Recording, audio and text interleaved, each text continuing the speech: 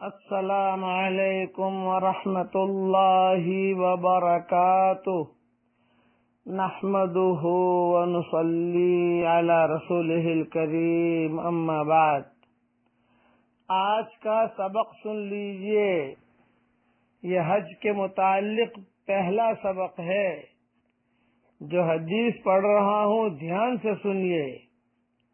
حضرت محمد صلی اللہ علیہ وسلم کا ارشاد ہے کہ جب حاجی لبیک کہتا ہے تو اس کے ساتھ اس کے دائیں اور بائیں جو پتھر، درخت، ڈھیلے وغیرہ ہوتے ہیں وہ بھی لبیک کہتے ہیں، اور اسی طرح سلسلہ زمین کے منتہا تک یہ سلسلہ چلتا ہے۔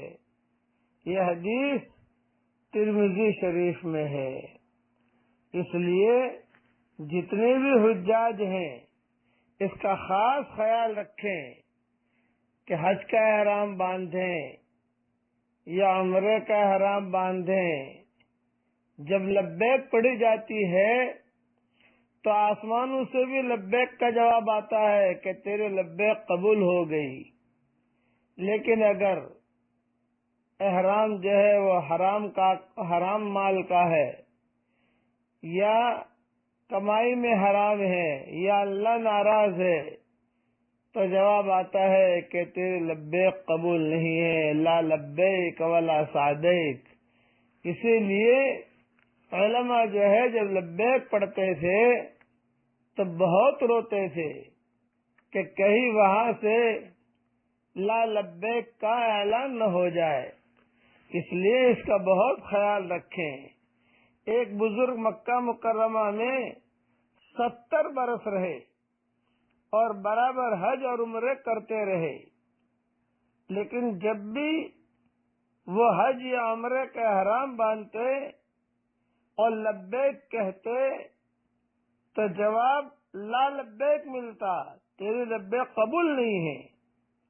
ایک مرتبہ ایک نوجوان نے ان کے ساتھ ہی احرام باندھا اور ان کو جب لا لبیک کا جواب ملا تو اس نوجوان نے بھی سنا، تو وہ کہنے لگا، چچا جان آپ کو تو لا لبیک کہا، یعنی آپ کے لبیک قبول نہیں ہے۔ کہنے لگے کہ بیٹا تو نے بھی سنا؟ اس نے کہا میں نے بھی سنا ہے۔ اس پر شیخ رو دیے اور کہنے لگے کہ بیٹا میں تو 70 برس سے یہی جواب سنتا ہوں، 70 برس سے لا لبیک میں سن رہا ہوں۔ پھر اس نوجوان نے کہا کہ جب آپ کے لبیک قبول نہیں ہیں تو آپ اتنی مشقت ہمیشہ کیوں اٹھاتے ہیں؟ شیخ نے کہا بیٹا اس کے سوا اور کون سا دروازہ ہے جس کو پکڑ لوں، اور اس کے سوا اور کون میرا ہے جس کے پاس جاؤں؟ میرا کام تو کوشش کرنا ہے، وہ چاہے رد کرے یا قبول کرے۔ بیٹا غلام کو یہ بات اچھی نہیں لگتی کہ وہ اتنی بات کی وجہ سے آقا کے دروازے کو چھوڑ دے۔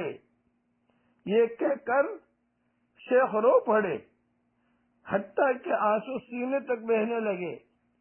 اس کے بعد پھر لبیک کہی، لبیک اللہم لبیک، لبیک لا شریک لک لبیک، ان الحمد والنعمت لک والملک لا شریک لک۔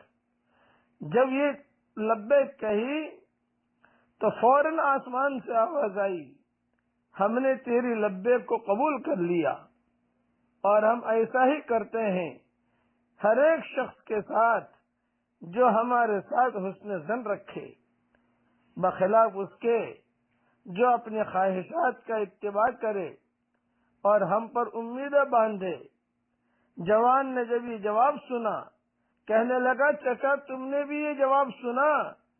شیخ یہ کہہ کر کہ میں نے بھی سن لیا، اتنے روئے کہ چیخیں نکل گئی۔ خلاصہ کلام یہ ہے کرنے والے اللہ ہیں، اس لیے جتنے بھی حاجی آ رہے ہیں بہت اہتمام کے ساتھ لبیک پڑھیں اور اس گھر کی حاضری کو بہت بڑی سعادت مندی سمجھیں۔ اگلا سبق انشاءاللہ میں کل دوں گا حج کے متعلق، اور ہمارے ہاں تہجد کا وقت ہے۔ میں دعا کرتا ہوں کہ جتنے بھی حاجی حاضر ہوئے ہیں اللہ تعالی ہم سب کے لبیک کو قبول فرمائے، اللہ تعالی ہم سب کے حج کو قبول فرمائے، اور جتنے مسلمان دنیا میں مرد اور عورتیں ہیں ان کی تمنائیں ہیں حج کرنے کی، کہ اللہ تعالیٰ سب مسلمانوں کو حج کرنے کی اللہ توفیق عطا فرمائے، مرد ہو یا عورتیں ہوں ان کے لیے اللہ تعالیٰ انتظام فرمائے، اور قیامت تک کے آنے والی ہماری نسلوں کو قرآن سے اور دین سے اور حرمین شریفین سے جوڑ دے۔ آمین آمین یا رب العالمین۔ والسلام علیکم ورحمۃ اللہ وبرکاتہ، وآخر دعوانا ان الحمد للہ رب العالمین۔